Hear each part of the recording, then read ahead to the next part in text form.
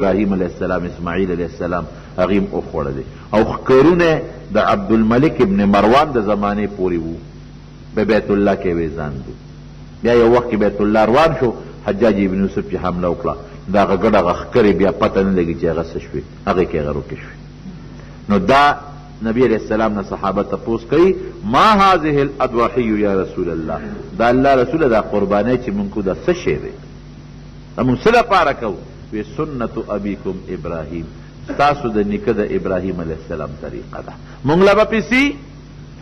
دا الله رسول مونږ لبا پیسی. وی تاسو لبا د هر ګډ د وړې په ویخته او د هر چیلی د ویخته په عوض کې یو یو نیکی در ملاویږي. او نبی علیہ السلام فرمایي چې د قربانی وینا لا د ساروی د مړی نه په ځمکه نیت وی شوی چې د الله په دربار کې قبول شوي. او نبی کریم صلی الله علیه وسلم فرمایي چې په دې لسو ورځو کې د ذی الحجې د قربانۍ د اضحیې د قربانۍ نه بهترین عمل د الله په دربار کې بل نشته دی. او دا د قربانۍ څاروي د ښکرو د وړۍ د څرمنې او د هغه سوټو پچو سره به د انسان دپاره د نیکۍ په تله کې رب العالمین ته دي بهترین عمل دی. او د ابراهیم علیه السلام طریقه ده او د اسماعیل علیه السلام. واپس رالل خوشحاله د ګډ غوښې راوړې، ښځه هم خوشحاله شو، اسماعیل علیه السلام هم خوشحاله شو. او بیا اسماعیل علیه السلام دغې جرهم قبیله کې واده هم کړی، رب العالمین بچي وله ورکړل. او د هغې بچو په نسب کې پروردگار نبی کریم صلی الله علیه وسلم غوندې شخصیت پیدا کړ. نبی علیہ السلام فرمایي که نه انا ابن الذبیحین، وی د هغې دوو کسانو بچیم چې د الله په نوم قرباني شوي دي، د دوو کسانو بچیم، یو د اسماعیل علیه السلام، یو د نبی علیہ السلام پلار عبدالله هم داسې و. عبدالله هم داسې و، هغه پلار یې نظر کړی عبدالمطلب چې زما بچی پیدا شي اخیری بچی زه به ستا په لار کې قرباني کوم. هغه عبدالله په سر هغه نظر راوخت. د نبی علیہ السلام والد محترم خلقو هغه ماشومان خویندې هغې چغې جوړې کړې فابازه مونږ وروړه لالی نورو رونو کې یو لال که که نه نورو رونو کې ځکه د ګڼو میندو اولادو یاره و یو چل به وکړه مدرېږه اوښې یې راوسته نو قراندازي وکړله نو د عبدالله په سر راوخته. بیا بچو چغې جوړې کړې نو بیا دوه اوښان کېنول ودروله نو قراندازي پکې وکړه نو بیا د عبدالله په سر راوخته. یو یو اوښ به یې زیاته او لسو ته خبره ورسېده. لس اوښان یو خوا کړه عبدالله بل خوا کړه چې قراندازي وکړه بیا د عبدالله په سر راوخته. اوښان یې زیاتول سلو ته اوښان ورسېدل. سل اوښان یو خوا او د نبي علیہ السلام والد محترم عبدالله بل خوا چې قراندازي وکړه د هغه سل اوښانو په سر راوخته. الله د نبي علیہ السلام پلار بچ نو وی زما یو نیکه اسماعیل علیہ السلام دی، د الله په نوم هغه ذبح ته تیار شوی دی، او زما بل پلار عبدالله هم د الله په نوم ذبح ته تیار شوی دی. وی زه د دوو ذبیحینو بچی. نو دا قربانی ده اسماعیل علیہ السلام او د ابراهیم علیہ السلام هغه طریقه ده، خصوصا د ابراهیم علیہ السلام چې مونږ یې په دې راتلونکي میاشت کې کوو. اوس قربانی به کوي څوک؟ قربانی به مالدار سړی کوي، هغه انسان چې هغه د نصاب مالکی کم از کم 19 تولې سره زر یا 52 تولې سپین زر چې دا وسره 19 تولې سره زر یا 52 تولې سپین زر او یا د 52 تولو سپینو زرو قیمت چې دې زمانه کې ورته غالبا 26-29 روپۍ به ته جوړېږي پاکستانی. خدا اله چې صرف سره او سپینې وسره او که سره او سپین وسره نی نغد مالمی لکه سره سپین نشته نو چې تقریبا 26,000 روپو مالک وي. 52 تولې سرو سپینو زرو قیمت که تاسو ته چاته د تولې ریټ معلوم وي نو ما ته خو دغه ریټ معلوم دی، دا مخکنی ریټ دی، ممکن دا اوس خیر معلومات وکړي دا خو د سرو زرو دي که نه سپینو زر یادم د 52 تولې 52 تولو سپینو زرو مخکې ما ته پوس کړو 1500 روپۍ توله وچاندي، اوس پته نه لګي چې څو ده. خو 2.50 تولې سپینو زرو پیسې چې چا سره نو قرباني پې واجب ده. او که چا سره داسې وي چې یو توله سره زر ورسره 2 تولې وي 3 تولې وي یا د سپینو زرو تعداد د 2.50 تولو نه کمی نو قرباني پې واجب نه ده، خو هلکې نور مال ورسره ني. او که نور نقد مال ورسره نو بیا چې یو توله سره زر ورسره نو هم پې قرباني واجبه ده. ګورئ لکه نورې ورسره 2,000 روپۍ پنګه شته یا د ضرورت نه زیات جامع موجود دي یا په کور کې ټي وي پروت دی یا وی سی آر پروت دی په کور کې، دا د ضرورت نه زیاتی څیزونه دي. یا د یو ټوپک نه زیاتی ټوپکې دي ورسره، دا د ضرورت نه زیاتی څیزونه دي. نو چې د ضرورت نه زیاتی څیزونه ورسره نو بیا ګورې په یوه توله باندې قرباني کېږي، بیا به د هغه یو تولې سرو زرو قیمت لګي نو هغې سره به جمع کې نه توله دې وله خرڅه کړي چې ورسره توله وي 1,000 روپۍ ورسره نقد او توله ورسره سره زري نو بس بیا دې خرڅه کړي نو توله به په 15-20 زره کېږي چې 1000 ورسره جمع کړي نو اندازې ته یې وګوري، غالبا بیا همدغه 25 زرو ته رسي. نو دا مې ځکه وي که توله 2 تولې کالي سره نور مال وي نو بیا به دواړه خرڅ کړي او جمع خرڅی نه خو قیمت ته ولګئ او جمع دی کی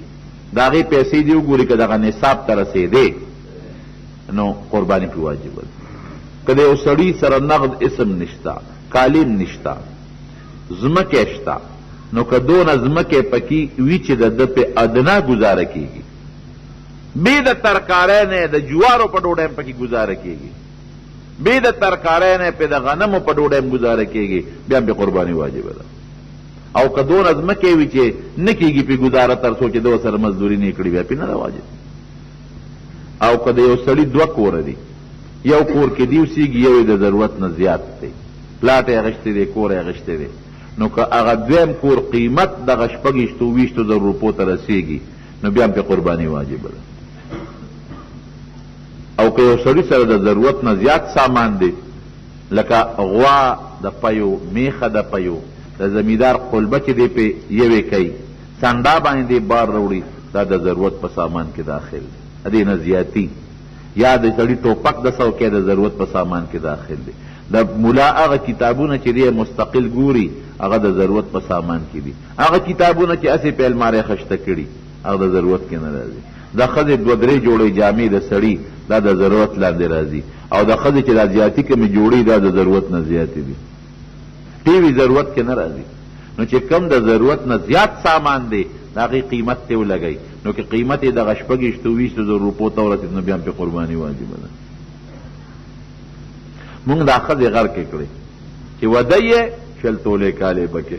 او بیا قربانۍ ته ور پرغتی، قرباني ولې نه کوي. لور دې غرقه کړه او تباه دې کړه، غاړه یې بنده شوه، دومره به جامې کې او دومره به کور خېجي او دونه ځمکه خېجي او دومره به دا کې قرباني پې واجب شي او بیا قرباني نه کوي. کم څاروي باندې به قرباني کېږي او څوک به کوي؟ نو چې څوک مالداري که په کور کې یو مالداري یو به کوي، که په کور کې 15 مالدارانی په شریکه ونه کې ګوري 15 واړه به 15 سي نیسي. زمونږ په وطن کې غلط رواج دی، د زامنو خپل مالی او خپل دولتي وي او خپله پنګې وي او ښه ډېری، خو چې د قربانۍ ورځې راشي نه وایي مونږ خو د یو پلار زامن یو شریک اوسېږو. کټوۍ خو مجي شریکه ده، کټوۍ دې شریکه ده، خو تو ګوره بینک کې خو د خپلې قصې پسې جدا دي، کالې دې جدا دی، ځمکه دې جدا ده. ها ټیک ته که ټول شریک اوسېږي او ګټه هم شریکه وي، ټول پلار له راځي، تاوان هم شریکه، ټول اختیار منې د پلار دی، د زامنو هېڅ هم نشته. زامن چې سره وړي پلار ته یې بخي نو بیا د پلار یوازې وکړي. خو زمونږ وطن کې دا شی نشته، ما ته د خپل کلي او د خپل وطن معلوم دی. د هر زوی ځان له تنخوا او ځان له پنګ او ځان له بینک بیلنس دی او ځان له خپل ځمکه دی او ځان له خپل پلاټونه دی او ځان له خپل کاروبار کوي. نو دا الله سره ټګي مه کوه. غوا او میخه کې 7 میسه نیوی شي، په 4 کسه هم کولی شي، په 3 هم کولی شي، په 2 هم کولی شي، په 1 هم کولی شي، په 7 هم کولی. ناتکۍ او تکۍ پکې شرط نشته. او ګډ یا ګډه چیلې او چیلی کې یو کس به قرباني کوي، 2 په هغې کې شریک کېدل منع دي. ښه غوا او میخه یا د هغې بچې چې 2 کالو ته ورسي نو قرباني پې کېږي، چې د 2 نه کمې قرباني پې نه کېږي. بعضې خلک وي غاښ یې کړي دی او نه دي کړی. غاښ کول څه شرط نه دي، چې عمر یې 2 کالو ته رسېدلي د غاښ یې کړو کې نه کړی بعضې څاروي عمر 2 کالې او په غاښ کمي چې عمر 2 ته رسېدلي او ګډه چیلې او چیلې چې عمر یې د کالي نو قرباني پې کېږي که د کال نه کمی پې نه کېږي لمه ورګډ لم والا هغه د 6 میاشتو په باندې م کېږي خو یاره چې سورو بي چې په شکل د کال ښکاري هله پې کېږي کم څاروی چې عیبجنې نظر یې نه لګي په هغه قرباني نه کېږي د نیم یا د نیم نه زیات غوږې پرې شوي یا د نیم نه زیات لکې پرې شوي د ښکرې ماتي په د قرباني نه کېږي او غاښونه یې کمزوري ګیا پې نشي خوړی یا دومره ټپ ټیپې چې کم میدان کې لالی هلته نشي تللی په دم قرباني نه کېږي صرف څاروی وګورئ د قربانۍ دپاره او کوشش وکړئ چې هغه خلک په قربانۍ کې یو بل سره شریک شي چې ټول پاکې پیسې لري که یو هم پکې سودخور راغی او یو هم پکې حرام خور راغی د دې ټولو قرباني برباده شوه نیت به خالص د الله د رضا دپاره کوئ که یو قسم پکې د غوښې نیت وکړه د هغه 6 واړی غرق کړل د غوښې نیت به پکې نه کوئ او که ته وایې چې دا خامخاله کې راځي چې دا غوښه به خورو کبابونه به خورو دا خوړه کې نو ته نیت مه کوه غیر اختیاري خو خامخاله له راځي که غیر اختیاري ستاړله د غوښې نیت راشي نو هغې باندې الله تا نه رانیسي دا خو خامخا راځي خو نیت د غوښې مه کوه انشاءالله مسلمان د غوښې نیت نه کوي ځکه یې نه کوي چې غوښه سړی خوري نو نن سبا خو به حصه په 8000 ته رسي په 8000 خو بله غوښه کېږي نو نیت د غوښې به نه کوي د الله د رضا دپاره او دا هغه طریقه ده چې کوم د حضرت ابراهیم علیه السلام طریقه او په هغه طریقه باندې به نیت وکړي او ذبحه به یې کوم ځای کې کوي ها بل څاروي چا واغېشته او پی کوي